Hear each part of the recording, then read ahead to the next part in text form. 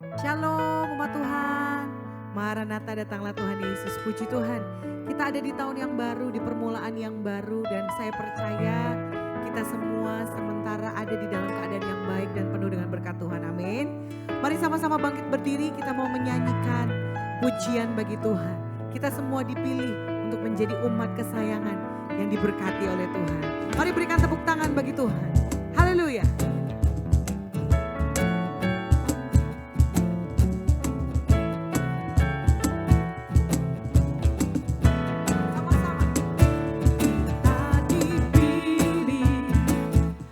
Segala bangsa kita dipilih jadi umatnya, kita dipilih dan dikuduskannya, bawa kemuliaan hanya bagi Dia. Kita dipilih dari segala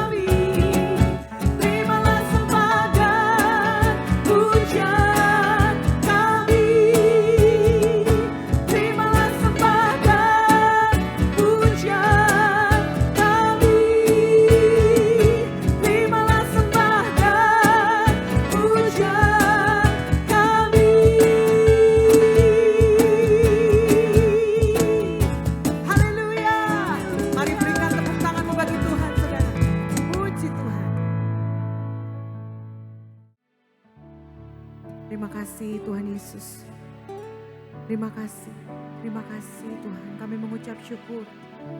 Di awal yang baru Tuhan, di tahun yang baru kami mengucap syukur ya Tuhan. Engkau yang menetapkan kami di dalam panggilan-Mu yang mulia. Menjadi umat-umat kesayangan-Mu yang Kau tebus ya Tuhan. Untuk berdiri menjadi saksi, menggenapi Tuhan rancangan yang besar yang Engkau kerjakan di dalam kehidupan kami. Biar hari-hari ini terus Tuhan, kami mau hidup sebagai saksi-Mu ya Tuhan Yesus. Yang menggenapi setiap rancangan dan firman-Mu di dalam kehidupan kami. Terima kasih Bapa. Biar hadirat-Mu memenuhi kami saat ini. Engkau mengurapi kami dengan pengurapan yang baru ya Tuhan. Oh haleluya Tuhan Yesus. Terima kasih Tuhan Yesus. Terima kasih. Kami bawa segenap hidup kami kepadamu. Segenap hati kami kepadamu. Tuhan, Kau sempurna dalam rencana-Mu dan karya-Mu.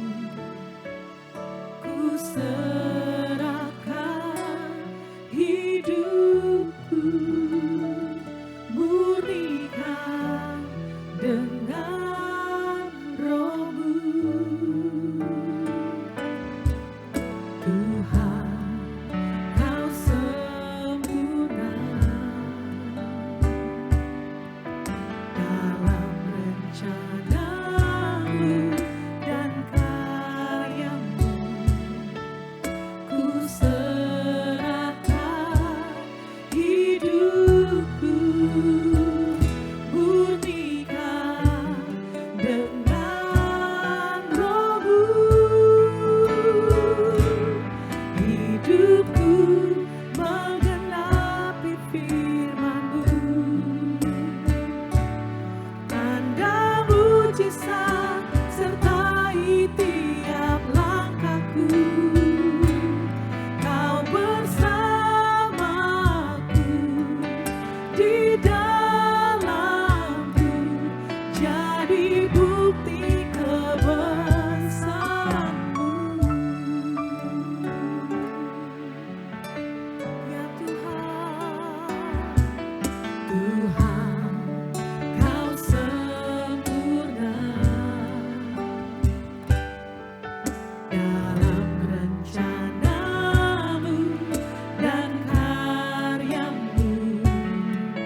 Ku serahkan hidupku, murnikan dengan Roh-Mu.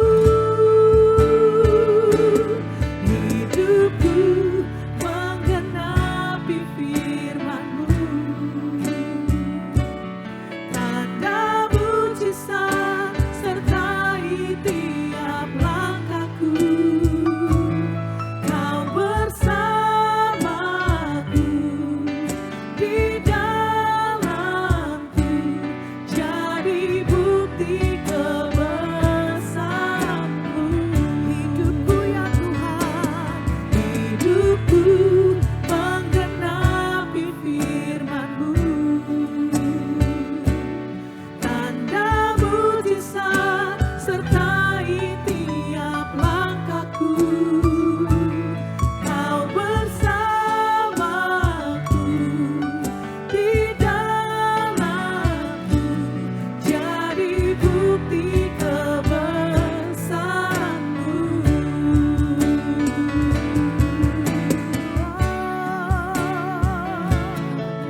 Biar kami mengerti panggilan Tuhan di dalam hidup kami, untuk mengenapi rancangan-Mu dan firman-Mu yang besar itu ya Tuhan.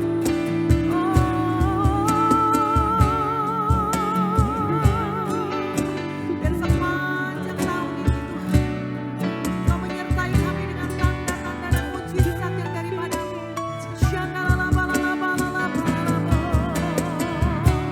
Haleluya.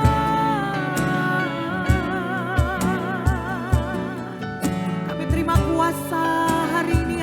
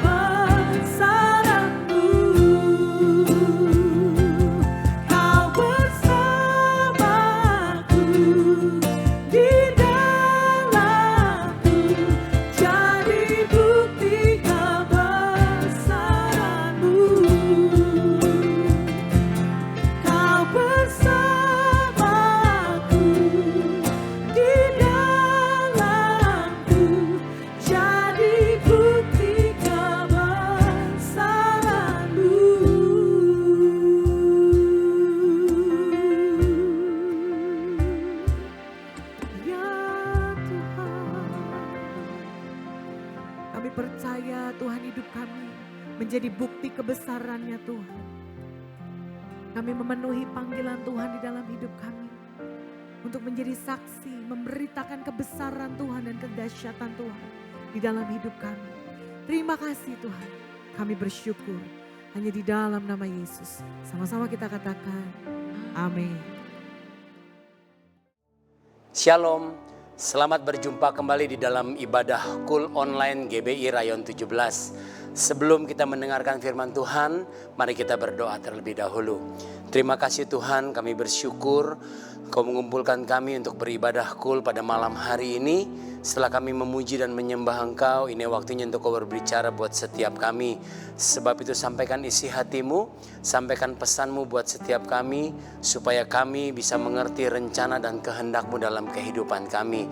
Terima kasih Bapa, urapi setiap kami, urapi hamba-Mu, dan di dalam nama Tuhan Yesus kami sambut firman Tuhan. Haleluya, amin.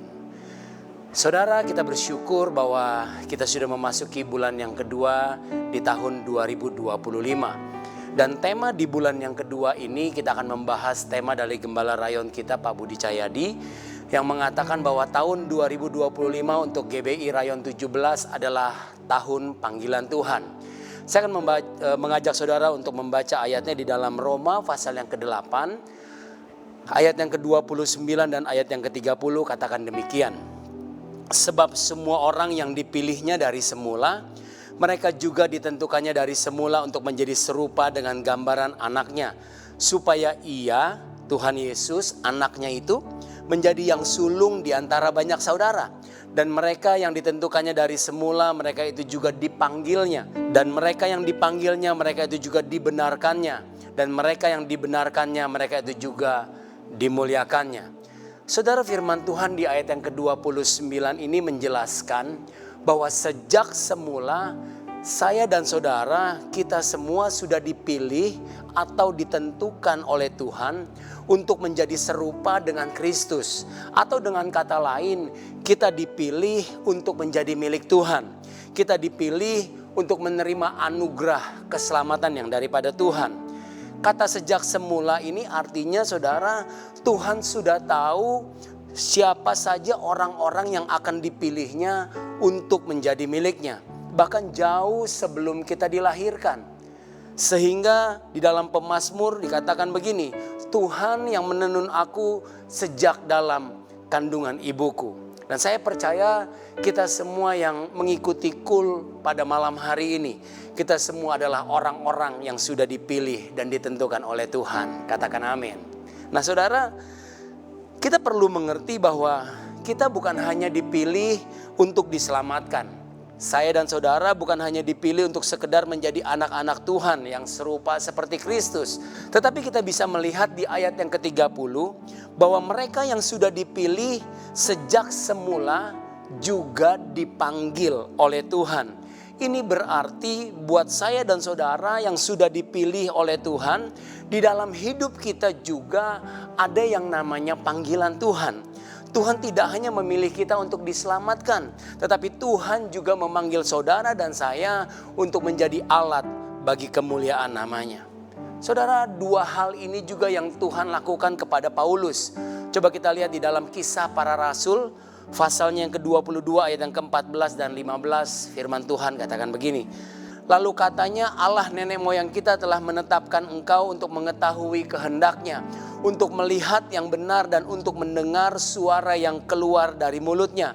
Sebab engkau harus menjadi saksinya terhadap semua orang tentang apa yang kau lihat dan yang kau dengar. Saudara, di ayat 14 kita bisa melihat bahwa Paulus juga ditetapkan dan dipilih oleh Tuhan untuk diselamatkan dan mengenal Tuhan secara pribadi. Dan kemudian berlanjut di ayat yang ke-15, Paulus bukan hanya dipilih, tetapi dia juga dipanggil untuk menjadi saksi bagi Tuhan, yaitu untuk memberitakan Injil kepada bangsa-bangsa. Jadi ini yang saya mau sampaikan kepada kita setiap anggota KUL yang ada. Bahwa ada panggilan Tuhan dalam hidup saya dan saudara. Kita nggak bisa cuma datang ibadah kemudian pulang. Kita nggak bisa cuma ibadah hari Minggu atau ikut KUL. Dan saudara berpikir itu semuanya cukup. Tetapi saudara, selain kita beribadah kepada Tuhan, ada panggilan Tuhan yang juga Tuhan berikan buat hidup saya dan saudara. Yaitu kita harus menjadi saksi-saksinya Tuhan. Saudara, 1 Petrus pasal yang kedua ayat ke-9 katakan begini. Tetapi kamulah bangsa yang terpilih, imamat yang rajani, bangsa yang kudus, umat kepunyaan Allah sendiri. Supaya kamu memberitakan perbuatan-perbuatan yang besar dari Dia, yang telah memanggil kamu keluar daripada kegelapan kepada terangnya yang ajaib. Kata memanggil kamu di situ ditulis dengan kata klesis, yang artinya begini saudara.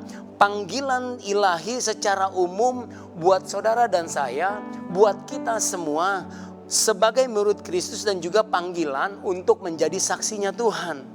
Jadi panggilan Tuhan yang pertama adalah panggilan untuk semua orang percaya. Dengan tugas menjadi saksinya Tuhan, dengan tugas memberitakan kabar keselamatan bagi orang-orang yang belum mengenal Tuhan.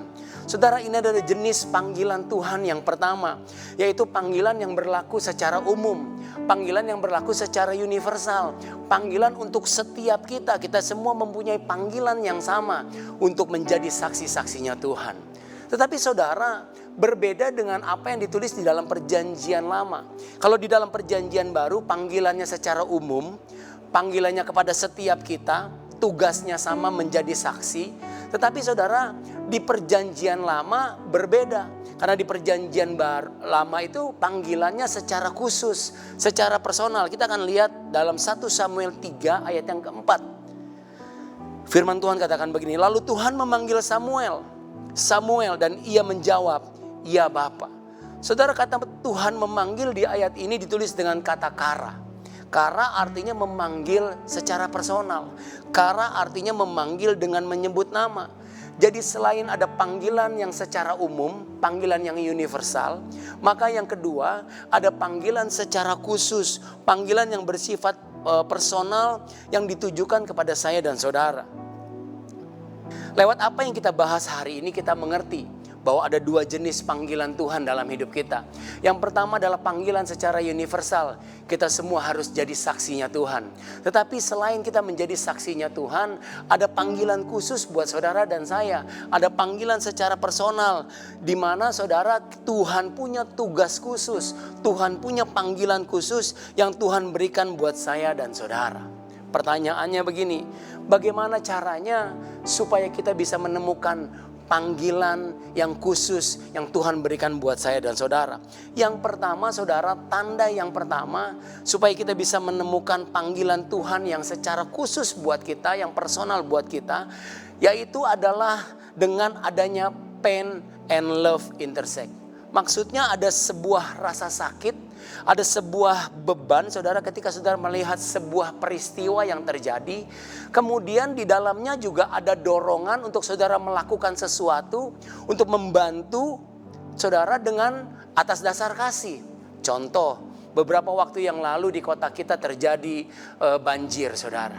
Mungkin ketika melihat itu saudara merasa kasihan kepada orang-orang yang tertimpa bencana. Ada rasa sakit di hati saudara. Ada rasa iba. Ada rasa terbeban untuk menolong saudara-saudara kita. Dan kemudian saudara juga merasakan ada dorongan saudara harus melakukan sesuatu atas dasar kasih kepada mereka. Itu tanda yang pertama, panggilan Tuhan kepada saudara dan saya di bidang itu. Atau misalnya ketika saudara melihat sesuatu yang gak beres. Misalnya di gereja kursi-kursi sedikit berantakan. Atau ada sampah-sampah yang berserakan. Saudara merasa gak enak melihatnya. Rumah Tuhan ada sampah yang berantakan. Ada kursi yang gak teratur saudara. Nah saudara, ketika saudara mau melakukan sesuatu, beresin dengan atas dasar kasih, jangan-jangan itu panggilan Tuhan buat saudara untuk melakukan sesuatu di gereja. Jadi saudara, ketika kita merasa beban, ketika kita merasa sakit dan kemudian ada dorongan kasih saudara, maka jangan-jangan itu tanda panggilan Tuhan secara khusus buat saya dan saudara. Itu yang pertama.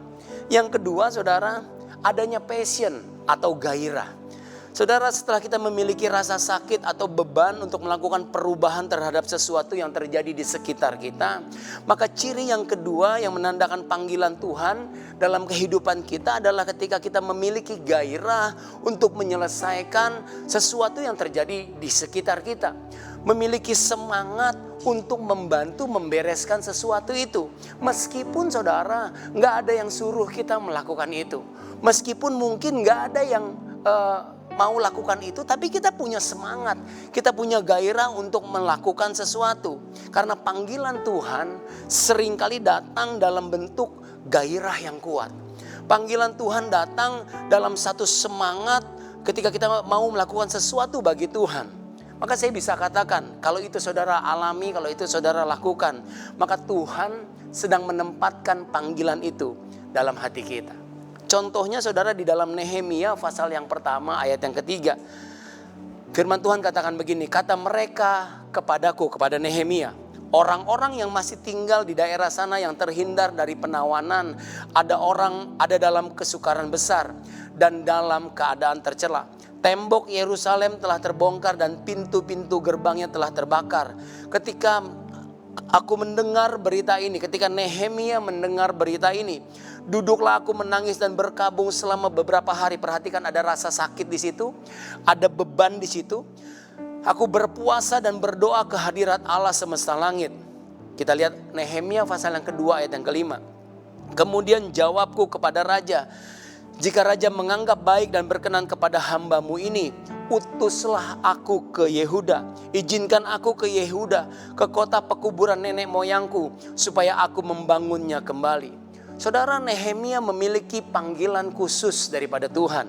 Untuk apa? Untuk membangun kembali tembok Yerusalem yang sudah runtuh. Waktu Nehemia mendengar bahwa tembok Yerusalem itu sudah runtuh, maka hatinya penuh dengan kesedihan, hatinya penuh rasa sakit, saudara, hatinya penuh dengan beban. Dan kemudian di satu sisi Nehemia hatinya begitu berkobar-kobar, dia begitu bergairah untuk membangun kembali tembok Yerusalem yang sudah runtuh itu. Nehemia begitu bersemangat dan kemudian dia bilang kepada Raja Artasasta pada waktu itu, utuslah aku kembali ke Yerusalem, izinkan aku pergi ke Yerusalem. Untuk apa saudara? Untuk membangun kembali tembok Yerusalem. Ini panggilan Tuhan yang Tuhan berikan kepada Nehemia. Ada rasa sakit di dalamnya, ada dorongan untuk membereskan, melakukan sesuatu dengan dasar kasih. Tetapi juga ada semangat, ada gairah di dalam hati Nehemia, saudara. Pada waktu itu Nehemia sudah enak hidupnya. Dia tinggal di istana raja, kondisinya baik, makanan mungkin cukup atau berlimpah. Ngapain susah-susah kembali lagi ke Yerusalem yang sudah hancur, yang sudah nggak ada apa-apa, saudara. Tetapi Nehemia dia begitu bergairah untuk kembali ke Yerusalem karena ada panggilan Tuhan secara khusus dalam hidupnya untuk ia kembali membangun Yerusalem. Jadi hari ini saudara bisa cek hidup saudara. Kalau saudara terbeban ketika melihat sesuatu yang terjadi di sekitar saudara, ada dorongan kasih untuk melakukan sesuatu, untuk berbuat sesuatu, melakukan membantu mungkin orang-orang yang saudara terbeban di dalamnya. Kemudian ada semangat ketika saudara melakukannya. Jangan-jangan itu panggilan Tuhan yang Tuhan tempatkan dalam hidup saudara secara khusus. Yang Tuhan tidak kasih buat orang lain, tapi Tuhan kasih buat saudara. Yang terakhir, yang ketiga saudara. Tanda yang ketiga untuk meyakinkan apakah yang kita lakukan atau apa yang saudara lakukan itu panggilan Tuhan dalam hidup kita atau bukan adalah begini. Tanda yang ketiga adalah ketika apa yang kita lakukan itu produktif atau dengan kata lain menghasilkan buah yang nyata, berdampak bagi orang lain, jadi berkat buat sekitar saudara, jadi terang buat sekitar saudara untuk kemuliaan nama Tuhan, maka saya bisa katakan itu tanda juga ada panggilan Tuhan dalam kehidupan saudara. Saudara, Kisah 9 ayat 15 katakan begini. Tetapi firman Tuhan kepadanya, kepada Ananias, pergilah sebab orang ini atau Paulus adalah alat pilihan bagiku untuk memberitakan namaku kepada bangsa-bangsa lain serta raja-raja dan orang-orang Israel. Tuhan berfirman kepada Ananias supaya dia pergi kepada Paulus untuk berdoa dan menumpangkan tangan kepadanya. Karena Tuhan telah memilih dan memanggil Paulus untuk memberitakan Injil kepada bangsa-bangsa, raja-raja dan kepada orang-orang Israel. Dan saudara, kita bisa melihat di dalam Alkitab, kita bisa melihat bagaimana Paulus melakukan panggilan Tuhan yang khusus dalam hidupnya. Lewat pelayanannya Paulus, lewat panggilan Paulus yang Tuhan berikan secara khusus kepadanya, saudara, dia memberitakan Injil kepada bangsa-bangsa lain. Dia memberitakan Injil kepada raja-raja, kepada orang-orang Israel, dan kita bisa melihat pelayanan Paulus begitu produktif. Paulus menghasilkan begitu banyak buah dalam pelayanannya. Ada banyak jemaat didirikan. Saudara, ada banyak surat-surat yang ditulis oleh Paulus yang membangun iman orang Kristen sejak zaman dahulu, sejak zaman gereja mula-mula bahkan sampai saat ini. Jadi kita bisa melihat bagaimana ketika ada panggilan Tuhan dalam kehidupan Paulus, dan waktu dia melakukan perbuatan atau melakukan panggilan itu, maka hasilnya nyata. Pelayanannya Paulus, panggilannya Paulus itu produktif. Jadi berkat, jadi terang buat banyak orang. Saudara, saya mau katakan begini. Panggilan yang berasal daripada Tuhan akan selalu menghasilkan sesuatu yang nyata dan berdampak.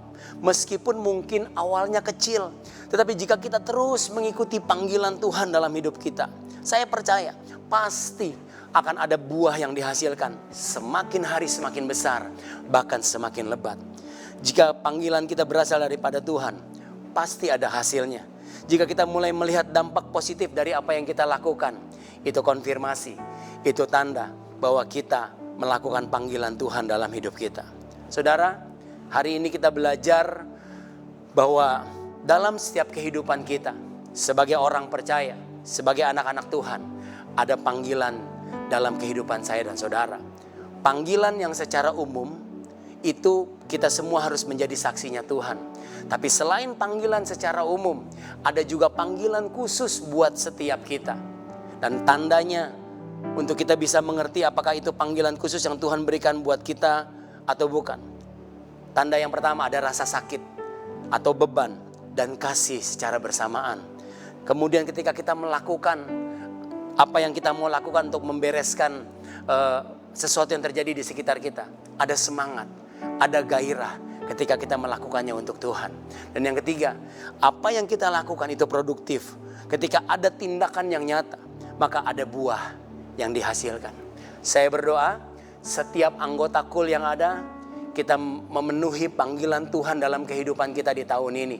Kita menjadi saksinya Tuhan, dan kita juga melakukan panggilan Tuhan secara khusus dalam hidup kita. Apapun yang Tuhan berikan buat setiap kita, saya percaya Tuhan yang memberikan kekuatan, Tuhan memberikan kemampuan untuk kita melakukan panggilan Tuhan dalam kehidupan kita. Tuhan Yesus memberkati. Mari kita berdoa, saudara. Kami bersyukur Tuhan buat firman-Mu yang singkat dan sederhana pada malam hari ini. Kami berdoa Tuhan, sebagai anak-anak Tuhan, biar kiranya kami mengerti panggilan Tuhan dalam kehidupan kami. Terutama panggilan yang Tuhan berikan secara khusus buat kami. Ajar kami menemukan panggilan itu Tuhan. Ajar kami mengerti apa rencana dan kehendak-Mu dalam kehidupan kami. Dan ketika kami menemukan panggilan Tuhan dalam hidup kami mau melakukannya. Bukan untuk kami, tapi kami lakukan semuanya untuk Tuhan. Terima kasih Bapak, hamba berdoa buat setiap anggota KUL yang ada. Mereka menemukan panggilan Tuhan dalam kehidupan mereka. Dan mereka menggenapi panggilan-Mu dalam hidup mereka. Terima kasih Bapak, kami mengucap syukur di dalam nama Tuhan Yesus. Sama-sama katakan, amin. Saudara, kita akan memberikan persembahan. Saudara bisa men-scan QR yang ada di layar kaca saudara. Atau saudara juga bisa memberikannya dengan amplop persembahan dan membawanya ke GBI Malahayati. Dan memasukkannya ke dalam kotak-kotak persembahan. Tuhan Yesus memberkati persembahan saudara. Dan kita akan akhiri ibadah KUL kita pada malam hari ini. Saya mengundang semua untuk bangkit berdiri. Angkat tanganmu, arahkan hatimu kepada Tuhan, sumber segala berkat. Kekasih-kekasih hati Tuhan, malam hari ini pulanglah dan terimalah berkat yang terbaik dan damai sejahtera dari Allah Bapa, cinta kasih dari Tuhan Yesus Kristus, dalam persekutuan dan penghiburan yang manis dari Roh Kudus menyertai kita semua mulai hari ini, bahkan sampai selama-lamanya. Di dalam nama Tuhan Yesus, mari sama-sama katakan, Amin. God bless you all.